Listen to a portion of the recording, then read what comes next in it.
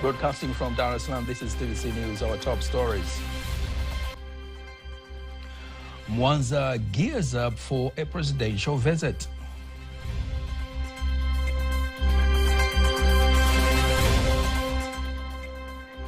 New dawn for Dodoma Smart City Project.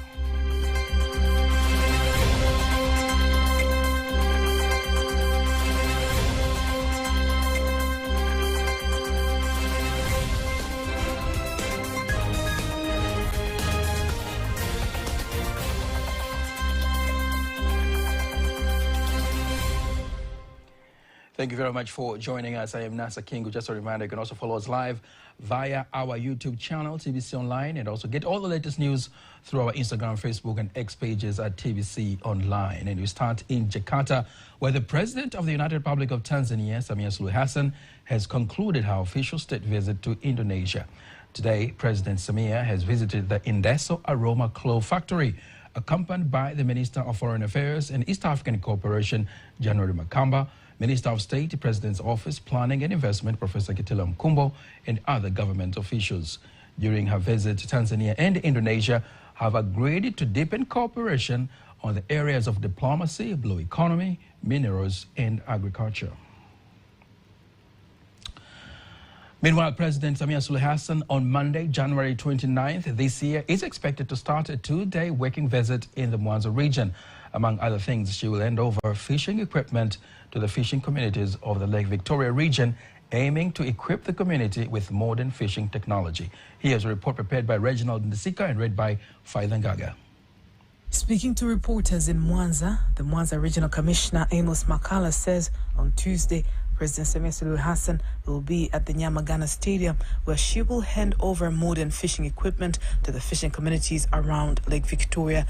The regional commissioner urges the leaders of political parties, government leaders and citizens in general to come out in large numbers, and the doors of the Nyamagana Stadium will be open from 6 in the morning. Nitumie fursa hii kuwaomba wananchi wa mkoa wa Mwanza. Let me take this opportunity to ask the citizens of Mwanza to show up in numbers for the reception of President Samia Suluhu Hassan on the 29th of January at the Mwanza International Airport, and on the 30th of the event of handing over fishing equipment at the Nyamagana Stadium. All the arrangements have been done, and the gates of the stadium will be open from 6 a.m. This is the first visit of President Samia Suluhu Hassan this year to the Mwanza region. Prime Minister Kassim Majaliwa has directed those responsible for the construction of the government smart city in Dodoma to ensure that the expectations of the construction are met as planned. He gave the directive when he met and held talks with the governor of the City Development Authority of South Korea, Hyung Kim. Here are more details. The two leaders met in Salaam and have signed agreements involving various institutions of South Korea and Tanzania. The agreements mainly focus on the exchange of experiences on the management and coordination of developing the capital city and the government city, as well as construction of industries and hotels in the city. Interest yetu ni kuona kuwa mji wetu wa Dodoma. Our interest is for Dodoma to be a beautiful city, just as beautiful as South Korea. The Memorandum of Understanding signed today marks a significant milestone. From now onwards, we expect to execute this plan effectively. On behalf of President Samia Suluhu Hassan and the whole government as a whole, we are grateful to the Tanzania ambassador to Korea, Togolani Mavura, who made all this possible. He has made it possible for you to come here and enter an agreement with Tanzania government. The signing of the agreement has been done between the Office of the Prime Minister and the Segong City Development Institute and the Hirim Company of South Korea, and will include designing and construction of the government city and the capital city of Dodoma. On the other hand, Kim says the signing of the agreement is an important step to strengthen cooperation between the two countries. Also, Kim has thanked the Prime Minister for the warm reception he has received and assured him that his country will continue to cooperate with Tanzania in planning and building the city of Dodoma. Good news there for the Dodoma region and Tanzania in general. The Permanent Secretary of the Education, Science and Technology Ministry, Professor Caroline Numbo, says her ministry will precisely supervise the implementation of the new education curricula so as it produces graduates who are relevant in the labor market. Here's a report prepared by John Matias and read by Kanki Mwegomole. Professor Nombo made the assurance in Dar es Salaam during the distribution of vehicles to 3 institutions of National Examinations Council of Tanzania, NECTA, Agency for the Development of Education Management, ADAM, and Tanzania Institute of Education, TET. The new policy of the improved curricula has already been implemented. It is our responsibility to govern the new policy. The low-interest loans facilitated by the World Bank, which drives the implementation in boosting primary learning program projects. On the other hand, the heads of the institutions which have received the vehicles vow to manage the cars so that they can help in the implementation of education projects in the country. As the Tanzania Institute of Education, we are grateful for the cars that were donated. On behalf of NECTA, we would like to extend our gratitude for the support that we have been obtained from the government as well as our Ministry of Education, in addition to the cars donation. Been distributed cars to 3 institutions under the Ministry of Education. 1 car for ADAM, the Agents for Development Education, and then 1 car for Tanzania Institute of Education, and another car for National Examination Council of Tanzania. This car has been distributed to these 3 institutions for the purpose to facilitate them to implement our activities. The Ministry of Information, Communication and Information Technology has signed an agreement with NMB Bank aiming to consolidate various IT areas, including developing digital systems to establish record-keeping and archiving systems for citizen information, including citizens' identification numbers, connecting government systems with the private sector, and the development on online payment systems. Rehema Sababili was there and has prepared the following report. Witnessing the signing of the agreement in Dar es Salaam, the Minister of Information, Communication and Information Technology, Nape Nnauye, says the agreement is part of the implementation of the government's strategy to ensure that the government develops better and friendly system for the provision of services to the citizens. Mkakati pamoja na mambo mengine. Some strategies have shown that the government is cooperating with the private sector, is ensuring that we have better and a friendly system for the provision of service to citizens that use modern technology by creating an enabling environment of the usage of information and communication technology. We shall also develop creative talent IT informative system. The Memorandum of Understanding was signed based on 2 areas. One is to collaborate in various programs to enable changes to control, build and develop integrated digital service system. And secondly is to cooperate in the construction and the creation of cashless economy by expanding digital use of citizens and reducing the digital gap between urban areas and rural areas. On the other hand, the NMB Bank Chief Executive Officer Ruth Zaipuna says the bank will have the responsibility of using its expert in creating and improving system, as well as provide a platform to test the system that will be created. We will use our experts to create and improve these systems, which I have just mentioned, but we'll also provide a platform to test the systems that will be created. Reporting from Dar es Salaam, Rehema Sababili, TBC News. Thanks very much, Rehema Sababili. Now remaining in Dar es Salaam, Tanzania's business community have been advised to attend the current International Agro Food Park exhibition in Dar es Salaam and explore possibilities of forging business alliances with foreign investors. This will enable Tanzania to establish profitable investments as well as improve on new technology in the industry's value chain. This was stated by the organizer of the exhibition, Joseph Ntele, from the Kenya International Chamber of Commerce in collaboration with MXM Company from Pakistan. Again, Rehema Sababili was there and has prepared the following report. More than 20 companies present in the value chain of agricultural and breeding products from different countries are here in Dar es Salaam to seek marketing and investment opportunities in the agricultural sector. Speaking at the exhibition, the coordinator of the exhibition, Joseph Untele, says the agricultural sector is a source of employment for many people, and in order for it to be productive, investment starting from seeds, technology, and the best methods of modern farming are important. We've managed to pull those people in the production lines so that the government of Tanzania can now take that as a very serious measure to create large employment for the youth and to improve the value market for the farmers through such initiatives.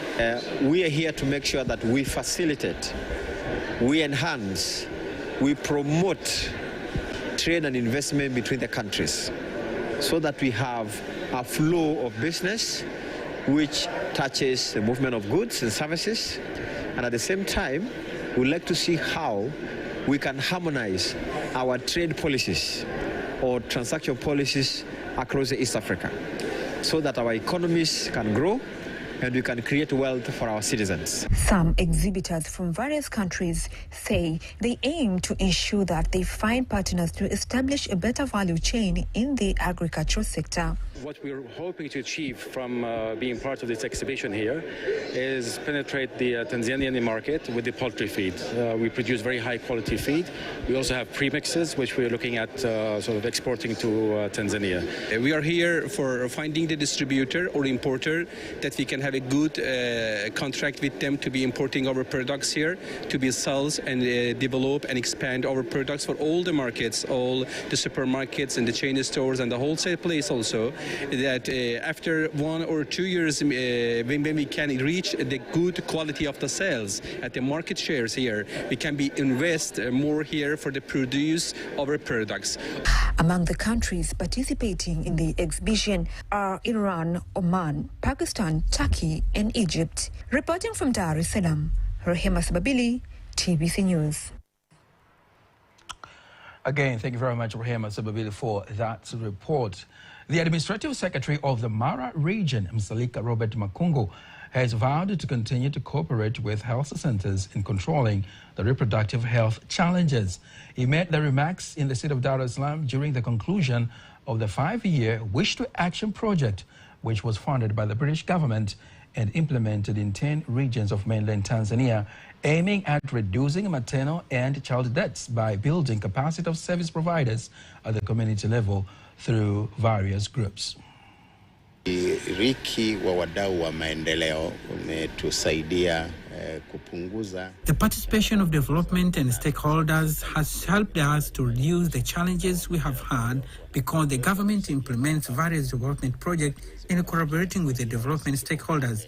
They stretch in places we cannot reach. Among the benefits of this project are some of the developments in reducing childbirth complications of mother and child. On his part, the Director of Health Services from Mary Stopes organization, Geoffrey Sigala, insists through the collaboration with the government, they have succeeded in building the capacity of service providers in the areas of family planning, preventing cervical cancer, HIV/AIDS, and gender violence. And this has been a 5-year program where we were ensuring that we build the capacity of service delivery by ensuring that the facilities are able to provide quality care. And also another way, it was also building the capacity of the community so that they can access services. And there was also another objective of ensuring that there are available supportive infrastructure, including commodities and supplies.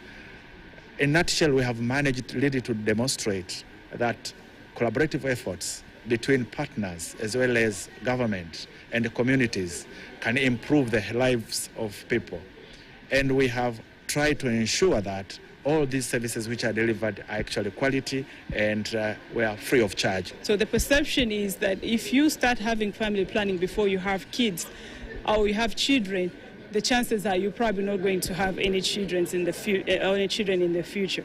But we have tried. We have done a lot of community dialogues, community sensitization, just to sensitize the community to have an understanding, education, and inform them about the positive reason for having family planning, because it helps you to plan, not to have children when you're not ready to have children, and have children that you can manage, and based on what you have and your availability of funding.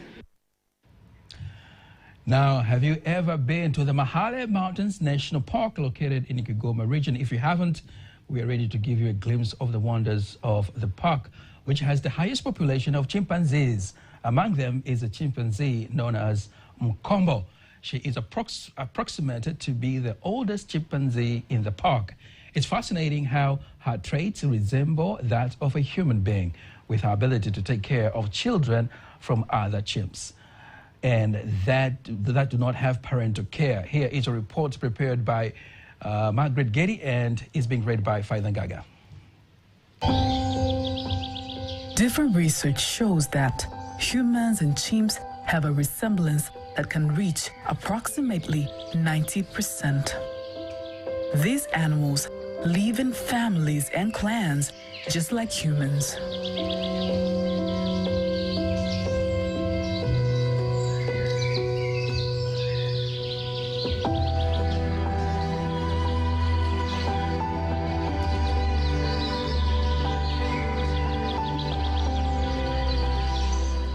It's fascinating how chimpanzees value the bond built by family members, and children to them are of high importance.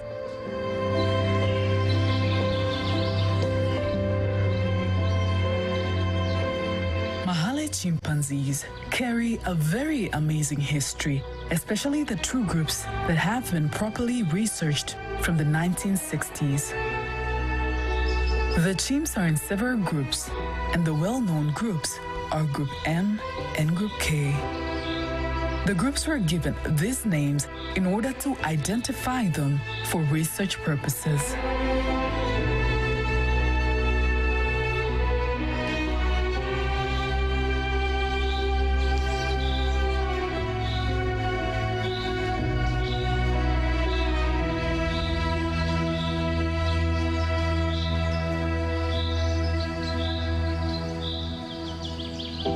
Known by the name Mkombo, said to be the oldest chimpanzee in Mahal Mountains National Park, Mkombo is approximated to be more than 50 years old, even though it's not the correct age, because when the research started, Mkombo was still a child, and it's been more than 50 years now since the research was conducted.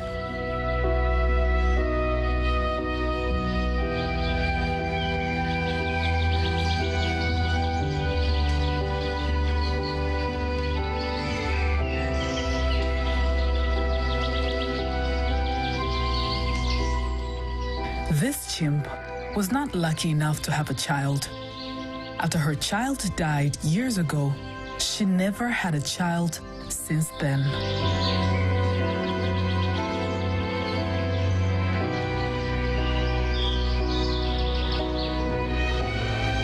Mkombo has been a great example in Group M because she has been taking care of children of other chimps. She adopts children that do not have parental care. Mkombo has been showing love and taking care of them as if they're a part of our family.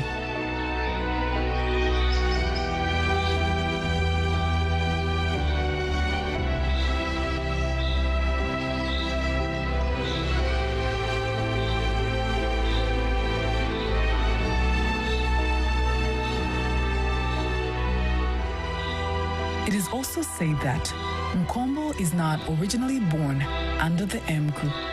She originates from another group. Mkombo was originally from Group K, kidnapped as a war captive.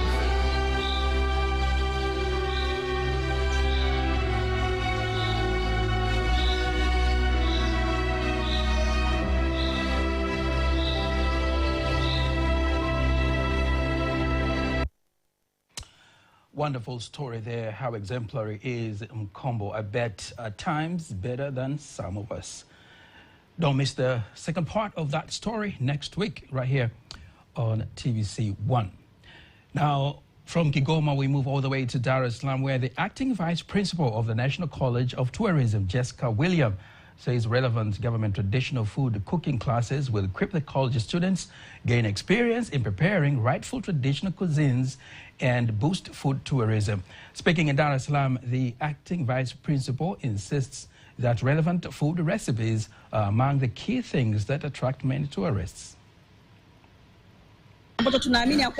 We believe that food is a very important part in attracting local tourists, but also from abroad. So today, our guests will have the chance to see food that has been prepared by our students that can attract local guests and outside for continuing to advertise our food tourism. One of the tourism stakeholders who participated in the traditional food cooking model class says he is touched by the way the college is preparing experts on traditional foods, while other students express their satisfaction with the trainings provided at the college. We as people who came from the tourism industry, we are happy because the college produces experts who will come to support us in tourism activities. Now, before we wind up the local news tonight, let us now have a look at today's exchange rates according to the Bank of Tanzania, BOT.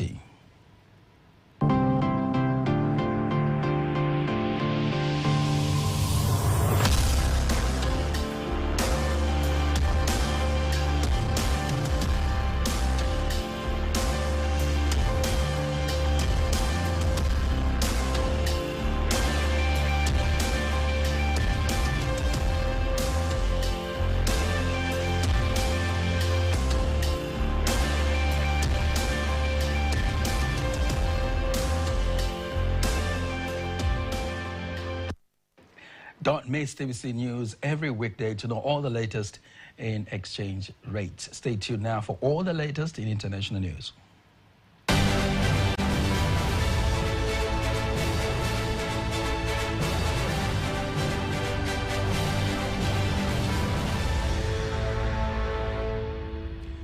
And here is international news that's compiled by Ramadan Mpenta and read by Mariam Mubiru. The International Court of Justice, ICJ, on Friday ordered Israel to take action to prevent acts of genocide as it wages war against Hamas militants in the Gaza Strip, but it stopped short of calling for an immediate ceasefire. Ruling on a case brought by South Africa, the court said Israel must ensure its forces did not commit genocide and take measures to improve the humanitarian situation for Palestinian civilians in the territory. In the ruling, 15 of the 17 judges on the International Court of Justice ICJ panel voted for emergency measures which covered most of what South Africa asked for, with the notable exception of ordering a halt to Israel military action in Gaza. Meanwhile, Israel Prime Minister Benjamin Netanyahu says Israel will continue to defend herself and her citizens while adhering to international law. The current war in Gaza has begun after Hamas attacked southern Israel on 7th of October, killing about 1,300 people, mostly civilians, and taking 200 hostages.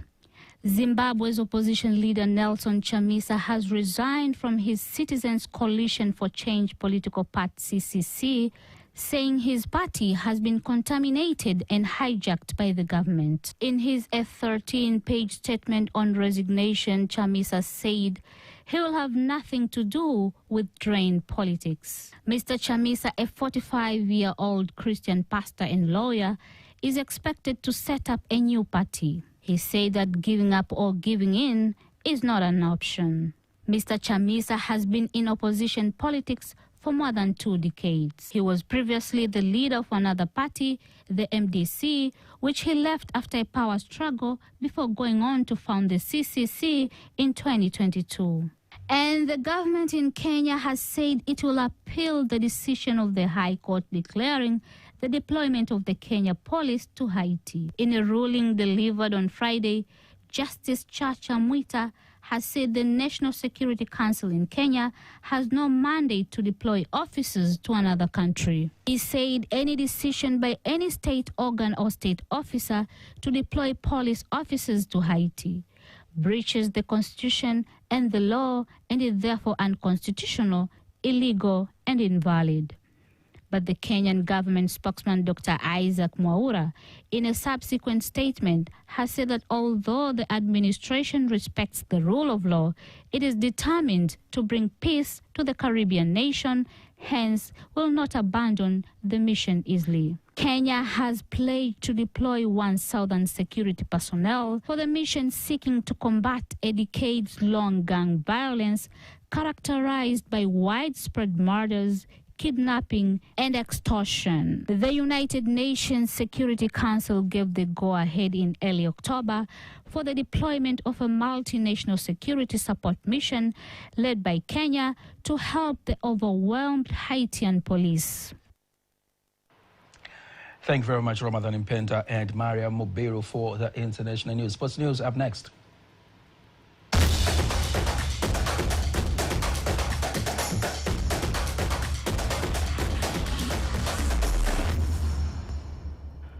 And in sports news, Nigeria will take on Cameroon in the round of 16 of the CAF Africa Cup of Nations in Abidjan on Saturday. The Super Eagles finished second in Group A with 7 points, while Cameroon also took second place in their Group C to set up this titanic clash. Nigeria and Cameroon are set to face at the CAF Africa Cup of Nations for the first time since doing so at this stage in 2019, with Super Eagles winning 3-2 with goals from Odion Igalo and Alex Iwobi. Watch the whole game and analysis only on TBC1 starting from tomorrow, right here on TBC1. Tanzania and Ivory Coast are set to sign a memorandum of understanding on sports development set to benefit both countries. Minister of Culture, Arts and Sports, Dr. Damas Ndumbaro, and his counterpart, Minister of Sports of Ivory Coast, Ajay Silas, believes that the MOU will foster scouting and development of talents in both countries. Minister Ndumbaro has congratulated his counterpart for hosting AFCON 2023 and says Tanzania learns from them, especially on the constructions of stadiums and other sports facilities. Kenya, Uganda, and Tanzania are set to host the Africa Cup of Nations tournament in 2027. That's the sports news. Now, before we conclude the news bulletin for tonight, let's take a look at the weather forecast for the next 24 hours. Hello, dear viewers. Welcome to the next 24 hours weather forecast from the Tanzania Meteorological Authority. My name is Margaret Masawe. Rainfall signals are still seen in many areas of the country, especially over the southern coast. And TMA is issuing an advisory of heavy precipitation periods over a few areas of Lindi, Mtwara, Morogoro, Njombe, Iringa, and Ruvuma. Therefore, precautionary measures have to be taken. Tonight, we expect a partly cloudy condition and thunder showers over Lake Victoria Basin, western part of the country, central part of the country, southwestern highland, Ruvuma, Morogoro, the entire coast and northeastern highlands. Tomorrow, we expect a partly cloudy condition and thunder showers over Lake Victoria Basin, western part of the country, northeastern highlands, Tanga, Unguja, Pemba, Isos, Dar es Salaam, and Pwani. Southwestern highlands, central part of the country, Morogoro, and southern coast and Ruvuma expected to feature cloudy condition, thunder showers over a few areas, and sun intervals. Now let us see the next 4 days of the forecast for some regions.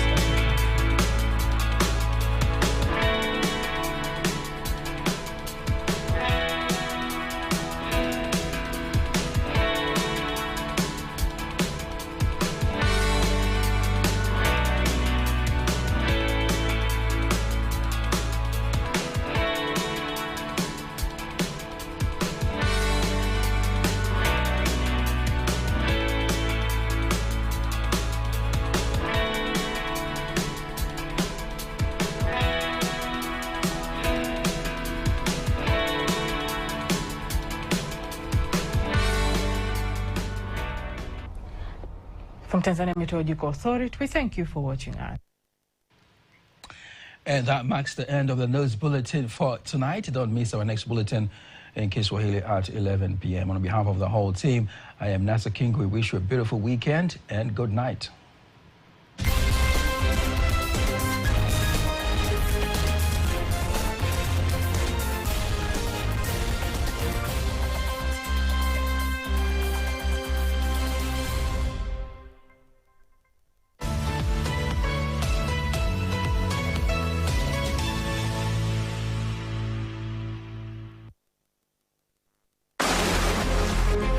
Safari Tanzania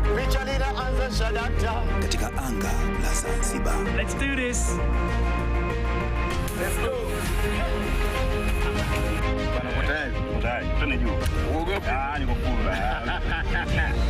Tupo na mzee wa kumisho.